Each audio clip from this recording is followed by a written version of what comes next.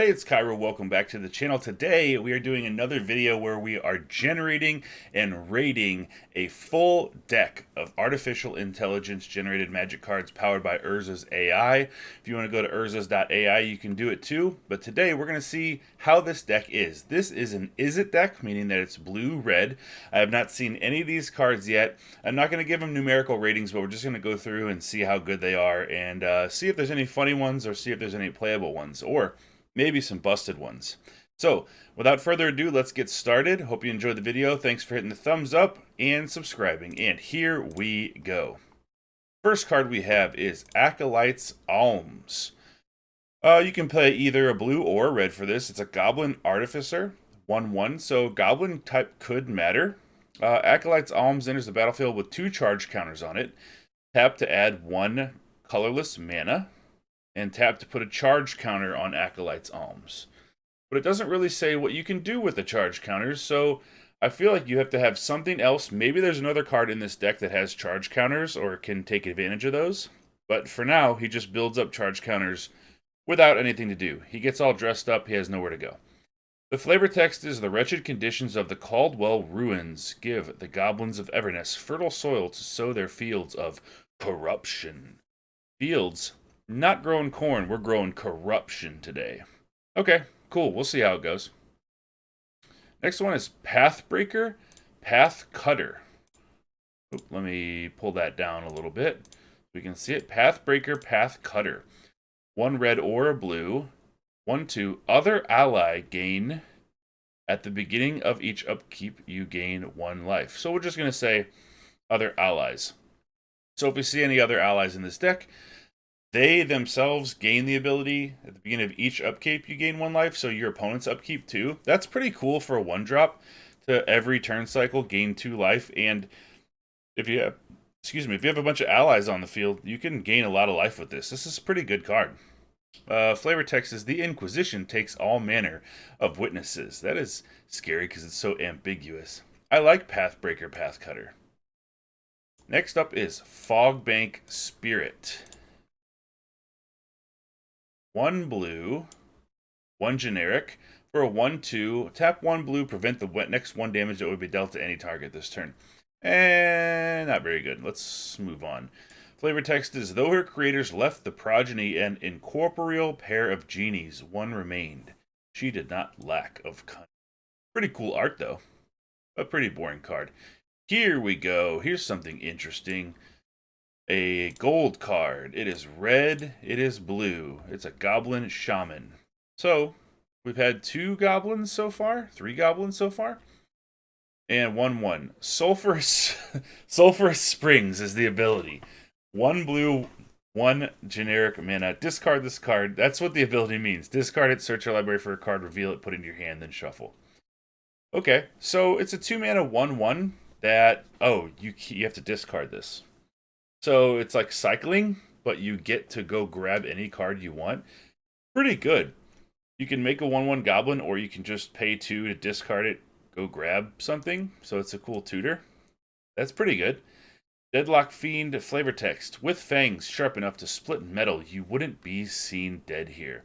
That is some really cool art. That looks like art from like the 90s, where it has really, really vibrant neon green colors. And I really like the name, too. Deadlock Fiend. That's cool. Summoning Gloom Hunter. 1 red, 1 blue for an insect creature. Oh, it has a bunch of modes on it. It's a 3/2. When it enters the battlefield, choose 1. Each player exiles a creature card from their hand. Each player mills a card from their hand. So we're just going to say discards a card. Each opponent loses 3 life. So interesting. So the top 2 modes are each player, so you have to do it as well as your opponent, and each opponent loses 3 life, so you don't have to lose 3 life if you choose the 3rd mode. First of all, this is a 2-drop 3/2, so this is a pretty good stat line for this thing, and you can make it come down if you're aggressive. Just make them lose 3 life immediately. If you have graveyard stuff, you can discard a card, make them discard a card, play your stuff back from the graveyard, or you can get rid of one of their creatures. They're a worst creature, because they get to choose. But, pretty cool card. I like this card a lot. And I don't know a lot about Commander, But I feel like this would be pretty good in Commander because you could slam this down and then choose a mode and then affect 3 other players instead of just one. Let me know if you play Commander if you think this is pretty cool. Flavor is a cruel spirit abides within its within its bowels. Okay. Gross. Yeah, I like this card a lot. Dustblade Brawler. Come on, work with me here, thing. Dustblade Brawler, 1 red, 1 blue, for a 2/2 with Menace. You can tap it to untap target attacking creature and all creatures blocking or blocked by it. This is a little bit to unpack here. So you attack with your creatures, they tap because they're attacking unless they have vigilance, and you can untap all the attacking creatures and all creatures blocking or blocked by it. But a creature that's tapped couldn't block anyway. Interesting. So I think this is pretty much just attack with all your stuff, tap it, untap all your stuff, give all your stuff pseudo-vigilance. What it looks like to me. Next up is Depraved Entity. 1 red, 2 generic for a 2/2, sacrifice Depraved Entity, exile target card from a graveyard. I like that it's a creature that you could sacrifice it and do that, and there is graveyard interaction sometimes is needed, but I don't like that it is so narrow that it's either a creature and then you can sack it to do that. I would like to also see maybe the cost of it be something like discard the card to do it for 2 mana or something like that. Underwhelming. Devourous Turtle. Really like that this is a red turtle and it's just a white background with an awesome picture of a turtle. 1 red, 2 generic, and it's an ooze creature. It's not even a turtle, so it's an ooze that's shaped like a turtle. It's a 4/3 for 3 mana. When Devourous Turtle attacks, if you attack with creatures with total power 6 or greater this combat, it gets +1/+0 till end of turn. So it on itself has 4 power. So if you're in an aggressive type of deck, which I'm not sure if this is yet or not, you can have a 2-drop as a 2/2, attack with this and the 2-drop, and all of a sudden this is a 5/3. So, pretty decent card. I think it would probably be an uncommon, maybe just a really good common. Devourous Turtle, I like. The flavor's great. Glaciade Dwarf. 1 blue, 3 generic for a beast, 3/4. We forgot the flavor text on the turtle. He looks more like an open tin of sardines for the turtle. That card's just fantastic all the way around. So this dwarf is just a vanilla creature, 3/4 for 4. Pretty boring. Flavor text is, its droppings were known to breed epidemics of sickness and plague. What is it with this deck and talking about bowels and droppings? The great Phyrexian ship captain, Layla Ford, chose to hide from them in caves below sulphurous springs. Hiding from the droppings. I don't blame her. Weather Beast. 1 blue, 3 generic for a 3/4 flying. When Weather Beast enters the battlefield, return target non-land permanent you control to its owner's hand. So this is not an optional cost. So sometimes you won't want to do this. Other times you will want to do this. I think this would be decent in like an Azorius control where you get enter the battlefield effects off of other creatures that you lay down or something. You could even return multi-faced, dual-faced modal lands to your hand if you need to. But this is definitely a build around, so we'll see if the deck supports this or not. But on the face of it, it's a 4-drop 3/4 flying. That's actually pretty potent. It's a pretty good stat line. So as long as you can make that return a non-land permanent you control to the owner's hand, as long as you can make that a benefit and not a detriment to you, it's pretty good. Weather Beast comes with orders and claws sharp enough to cleave it. I like that it's a Weather Beast, but it just looks like a simple bird. It reminds me of like Monty Python and the Holy Grail, where they're like, the beast is huge, it's over there. And they're like, what? The rabbit? The bird? It is the bird. It's the Weather Beast. Next is Sewer Scale Hydra. 1 blue, 3 generic for a merfolk that just looks like it's just some sort of whirlpool. Okay, it's a 2/2 for 4. When you sacrifice it, it deals 3 damage to any target. That's weird for a blue card. Direct damage to sacrifice. Not bad. I mean, it's overcosted, really, but like if it costs 3, you could put this down as a chump blocker, sacrifice it after blocking something, kill a creature with it. I don't know about it for 4. I guess it's fine. I guess it's okay. The flavor text is no lifeblood is past this weir, but its hydra roots will hold it fast for millennia. So whatever this is a weir, by the way. And no lifeblood is past it, but it has hydra roots. That's why it's a hydra. Got it. Scar Pit Gladiator. 1 red, 3 generic for an orc. 2/4 Scar Pit Gladiator attacks each combat if able. It's not a very aggressive creature, so we really don't want it to be attacking because it's not going to do much. So that's a bad card. Magma Rumbler. 1 red, 3 generic for an insect. It's a 2/2. It attacks each combat if able. And Magma Rumbler gets +1/+0 as long as you control a red or a or a red hued creature. So I'm going to say it's a red creature, or let's say red hued means that it is a gold multicolor creature, and it just has red in the casting cost. Because that could be like a red hue, right? If you have a red blue creature that's purple, that's like reddish hue. Flavor text is, though small, they attack and sting like fire ants. Magma Rumbler is just... I love the fact that it's a Magma Rumbler, as in it rumbles the earth, but it's like the fire ant size, but it flies. Pretty cool. Hotaru's Guardian. 1 red, 3 generic for a beast, 3/3 haste. Hotaru's Guardian enters the battlefield with 3 times red mana. So, if we kind of give the AI the benefit of the doubt here, this seems pretty sick, actually, if it means 4 cost for a 3/3 haste, and then you add 3 red mana to your mana pool. That means you get to turn 4, you get to attack with this, or lay it down, and then play another creature, and then you get to attack. So you don't lose that mana, but you can't lay it down and attack with it because you'll lose the mana in your mana pool. But if you lay it down, cast something else for 3, it's pretty cool. I like that card a lot. Flavor text is, Hotaru warned of his approaching nightmare, but even his nightmare took no heed. Argio Killer. 1 red, 1 blue, 3 generic. Insect. There's a lot of insects in this deck. This is an insect orc beast deck. Goblin also. But like a lot of insects. It's a 3/4 for 5 mana. When Argio Killer enters the battlefield, you lose 5 life unless you control a red or white permanent.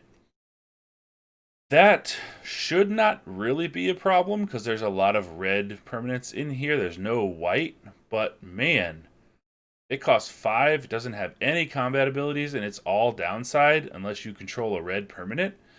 I wonder if it cares if you control a red tinted permanent as well. I guess it's saying that now that's red. It flies and kills in every possible direction. That's the metal flavor text. I guess it does kill in every direction. It even kills you. So I guess the flavor text is fitting, but that card is bad.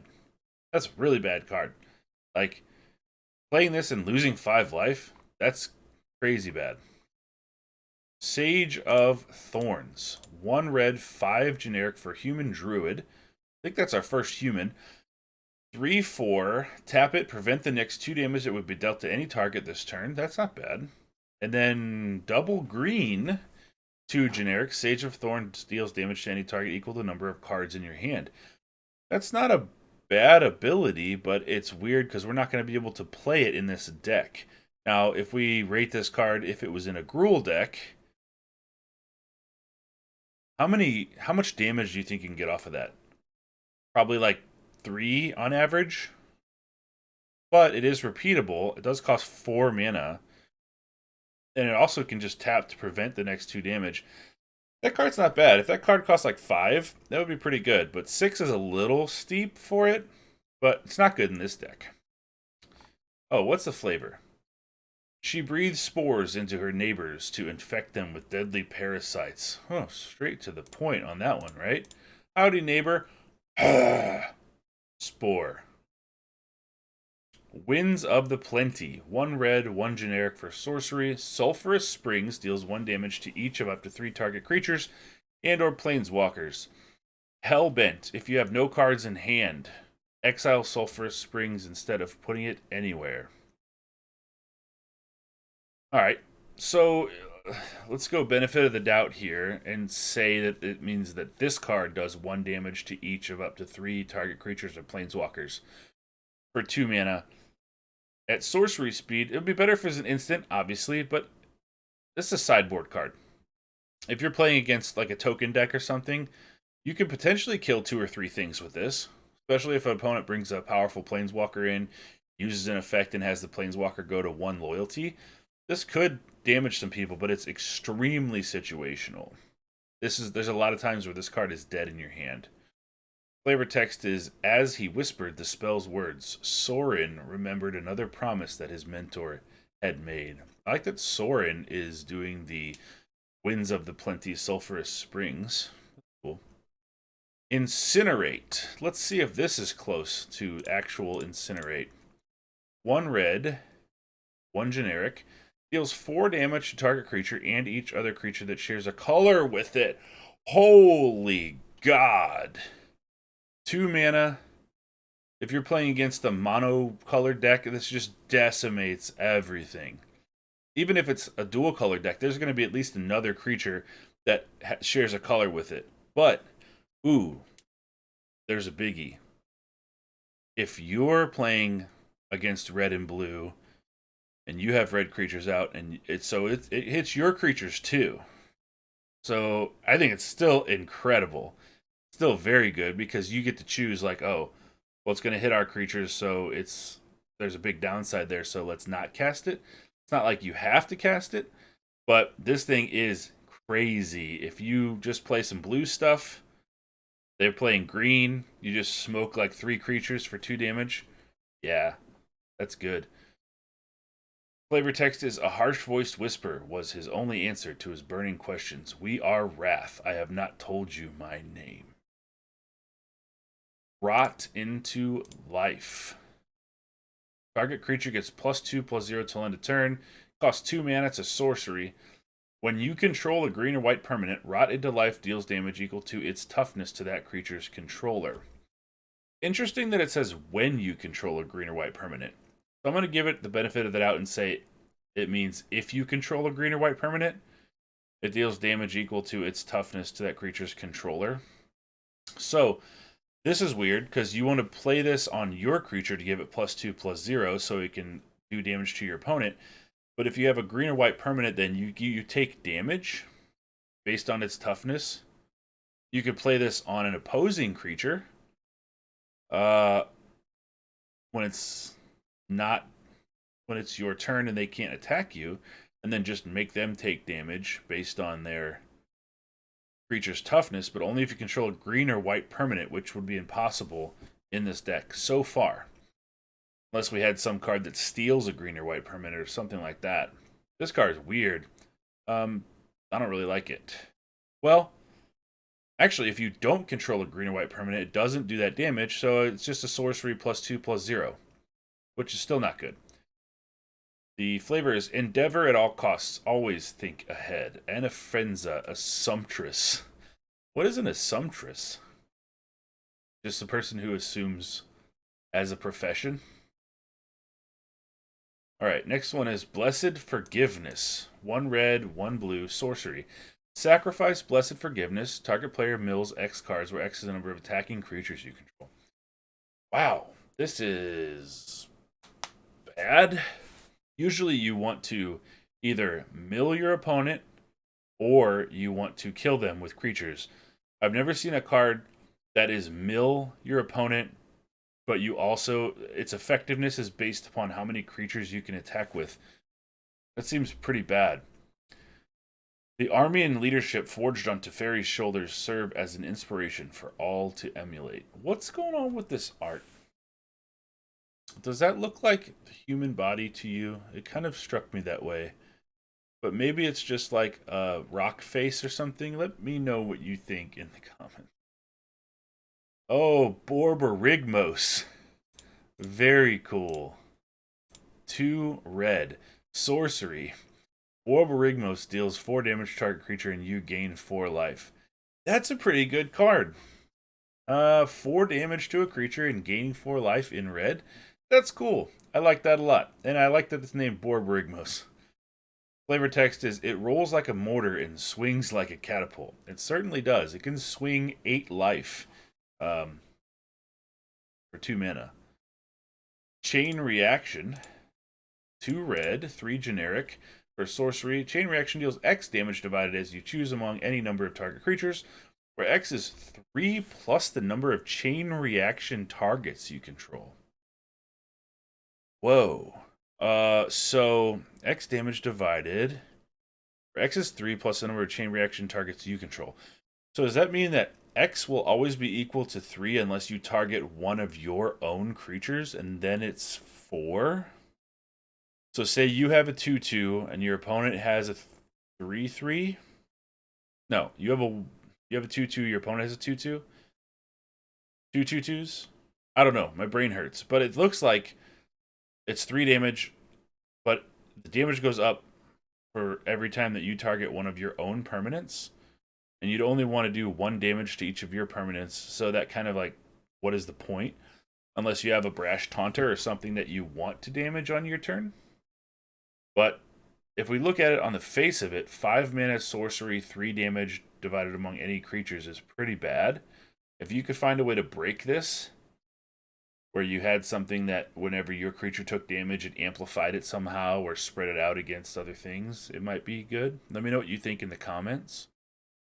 Flavor text is, the climbers must descend while the centaurs rise. That's the chain reaction. Climbers descend, tag team the centaur rises, and so on and so forth. I get it. Undying Fire. 2 red, 3 generic. For a sorcery, you may pay 3 red mana rather than pay this spell's mana cost. Choose a non-land permanent. It gets -1/-1 for each time it's been activated this game. This effect lasts indefinitely. Wow, this is weird. This is like a MTG Arena Alchemy card with its Perpetual effect, right? Isn't that what it's called? Perpetuity? Perpetual?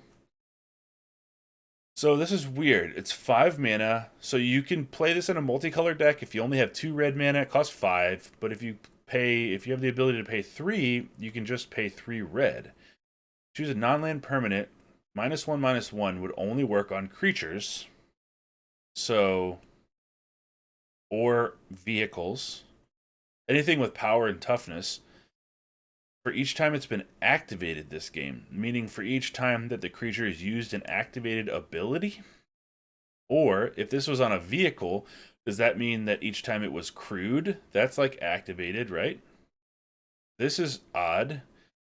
Seems like it's very situational. It can't kill anything that doesn't have activated abilities, if what I'm reading is correct. Flavor text is, in his spare time, Wada summons lava to battle with. Wada sounds like a badass. I'm not battling lava. Bubble in the Flood. 1 blue. Instant. You gain 2 life. That cares about life gain. Weird that it's blue. I guess it makes sense because if this was white, it would be like a revitalize and gain you 3 life. I kind of like that it's blue, meaning it gains you 1 less life, so it's like worse than the white life gain spell for 1 mana, but still, if you need it, you need it. The weak float atop an endless sea of mist and gases, marveling at the serenity of the place. Also, let's talk about the name for this card. This is actually really cool. Let's say you're in a flood and you're drowning and you're gasping for air and you come across a bubble, right? You go in that air bubble and you're able to breathe for a little bit, and then you gain a little bit of life. It doesn't necessarily save you, but it gains you a little life. So I think this AI has done a really interesting job at making a blue life gain spell, and really, that could be something that Wizards of the Coast actually used themselves. It's so on point because the bubble is life-saving or life-giving when you're in a flood. That is very impressive. Brazen Brass is our next card. This is 1 blue mana. For an instant, draw a card, discard a card. Morph. For 2 mana, you may cast this card face down as a 2/2 creature for 3. Turn it face up anytime for its morph cost. I've only played with Morph a few times. I can't remember what set it's from. I feel like it's from a set in the early, mid 2000s, 2006, 7, something like that, or maybe earlier. But I think Morph things are generally creatures or permanents. I'm not sure how a Morph card works as an instant. So if you morph this for 2 as a 2/2 creature, and then you can turn it face up for 2, does that mean that the Brazen Brass instant automatically goes off and then it just goes away? See, even if that's the case, it's pretty bad because it does give you the option to have a creature when you need one, but it's a bad creature and it also has a bad effect for paying that morph cost. Lignify, 1 red. Destroy target non-artifact, non-black creature. It can't be regenerated. I feel like, isn't this what Terror does? Or is Terror just non-black creature? Yeah, I mean, for 1 red, in red, having a destroy creature like this is pretty awesome. Usually these destroy effects are black-based or sometimes white. White is a lot of exile, but white has a lot of destroy stuff too, but usually red is damage-based, so this is pretty good for red. And actually pretty good for black, because it costs 1 black mana. Flavor is give me some patience and some roots, and I'll make it new again by lignifying it, i.e. destroy. Ishtar, Brown Witch. Acid Arrow, 1 red. Ooh, lots of text on this card. I can't really read it. Something to activate and is blocked if it would be during your turn. Can't read that. But it says arrow points north. Activate only during your turn. This ability triggers when you attack. Ability needs to confirm to activate and is blocked if it would end during your turn. Arrow points west. Activate only during your turn. This ability triggers when you attack. Ability needs to confirm to activate and is blocked if it would end during your turn. I think this card's pretty clear, right? We all know what it does. You point the arrow north, west, east, or south, and then you can only do that during your turn. And then that's going to trigger when you attack, and then it confirms to activate, and then all that stuff. So I'm not, I don't need to explain this because it's so easily understood that it's fine. Acid Arrow is totally fine. It's all good. We're just going to move on. All Hail Volcanics. This is 2 red, 1 generic for an instant. All creatures able to block target creatures do so this turn. What? All creatures able to block target creature this turn do so. So in a go wide aggro deck, you play this, you have them block one of your crappy creatures, or maybe like a big Death Toucher or something. Yeah. I don't know if it's good in this deck, but I think it's fine. Flavor is the screaming erupts, punctuated by cracks of fiery thunder and giant gasps. All Hail Volcanics. Ooze Compression, which is a weird concept. 2 red, 1 generic, counter target spell. The red counter spell. Costs 3, so it's like a cancel, but it costs 2 red, where cancel I think costs... Does cancel cost 2 blue? Or 1 blue, 2 generic? I think it costs 2 blue. Ooze Compression, Overload. You may cast this for its Overload cost. If you do, change its text by replacing all instances of target with each. So you can cancel 1 spell for 2 red and a generic mana, or you can overload it, and you can cancel every spell on the stack, or just 1 spell for 2. So this is, at all times, if you're countering a single spell, 1 red, 1 generic, or multiple spells for 1 red, 1 generic. This is amazing. This is a 10 out of 10. This would break red. This breaks the entire game to have this red counter spell that cancels every spell. Insanity. Ooze Compression's Flavor. Under the barrage, our patrol was able to successfully defeat the would-be ransackers. And by successful, I mean in their defeated state. Sulphurous Stout. Battle Report of the Exo. Nice. I like that. A little bit of humor in there. Snake Charm. 1 red, 4 generic. That's really cool art. It is a snake piece of jewelry. But the snake doesn't really have a head. It's kind of strange. It's an instant. Costs 5. Target creature you control gets +1/+0 till end of turn. Oh, and you can foretell it. Yeah, it's really awful. But this is the first time that I've seen Foretell from the Kaldheim expansion in the AI, so that's really cool for me to see. During your turn, you can pay 2, exile it from your hand face down, cast it later for its Foretell cost. Yeah, it's awful. What would make this good? Foretell this for 2, play it later for 3. I guess it would be like choose one, target creature you control gets +4/+0 till end of turn, or all creatures you control get +1/+2 or +2/+1 till end of turn or something like that. Then it would be playable. It would still be situational, but it would be playable. This is awful as it is. Fury, 1 red, 1 blue. Lost my train of thought here. 3 generic. Instant. Creatures you control get +2/+2 till end of turn. Untap them. They gain trample till end of turn. So this is like an overrun. I think overrun does +3/+3 in trample, and it costs like 5. It's been a long time since I've seen it. But, and is it overrun? Gaining them trample, and they also untap, which is actually something. Because, say you can't get the job done, usually with an overrun, you're like, I'm casting overrun, and I'm attacking with everything, and if you're not dead, then I have to face the consequences. With Fury, they get untapped. I think this card is pretty damn good in a more of a wide deck, an aggro deck here. Trample, untap, and +2/+2. Yeah, pretty good. And the name is just Fury, and it's great.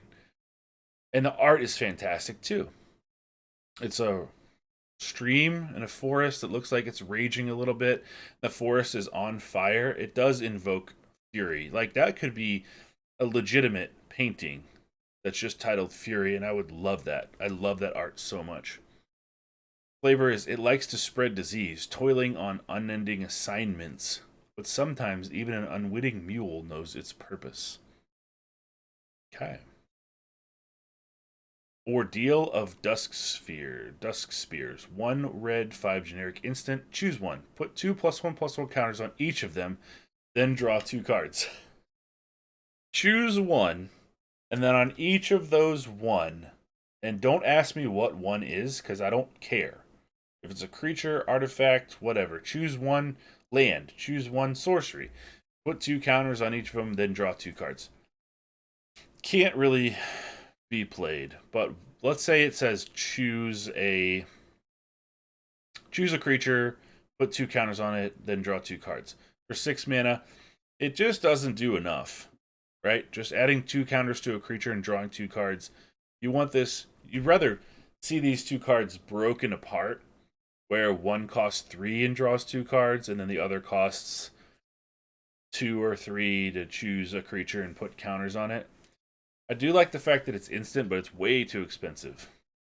Flavor is, as few people in Kamigawa went willingly, as spared by Wani Magic. Next is Guild Roster. This is 3 generic mana. For an artifact, when Guild Roster enters the battlefield, draw a card. Tap 1 generic mana, tap it to draw a card. This is pretty good. So it costs 3, but you get to draw a card when it comes in, and it can count for artifact synergies and stuff. So this would be in a control deck. But then every turn, you get to tap 1, tap this, and draw a card. That's pretty good. That card advantage that this thing could wrap up over the course of a game is pretty good, and it's hard to remove because it's an artifact. So the opponent might be like, oh crap, that guild roster is racking up cards, but they might only have creature removal. So that card's really good. I like that card a lot. I'd be interested to know what your thoughts are in the comments about guild roster, because we've had things like this, like Maze Mine Tome, and in standard right now, Reckoner Bankbuster. I assume guild roster would break certain formats. I think that it would be not as good in formats that are ultra fast, but I think it's a very good card. Contagious Thoughts. 3 generic for a Phyrexian human artifact, but it's not a creature. When Contagious Thoughts or another creature enters the battlefield under your control, each opponent loses 1 life and you gain 1 life. This is a 3 mana, makes all your creatures that enter drain your opponent. In this deck, it's not so great. We don't have a lot of things that generate tokens. We don't have a lot of really wide stuff, but there could be a place for this. Yeah. Oh, what's the flavor text of that? He dispatches sometimes require multiple readings. Okay. Volshock Voice. 1 red, 1 generic. For enchantment aura, enchanted creature has lifelink for 2. That's weird. That's in red. That would be a white spell, but an aura giving something lifelink, easy to remove, easy to open you up for a 2-for-1. You spend mana to get lifelink on something. Pretty standard, but not very good. Flavor text is he told the egg she would hatch a beast so powerful it would scare all of Crawl for an honor so terrible it would burn their lands. Steps of Skyrim. I was not aware that we had a Universes Beyond Bethesda Skyrim collaboration, but apparently we do. Here it is. It's a land. Tap it to add a colorless mana or 4 generic mana. Tap it to add either white or blue. First of all,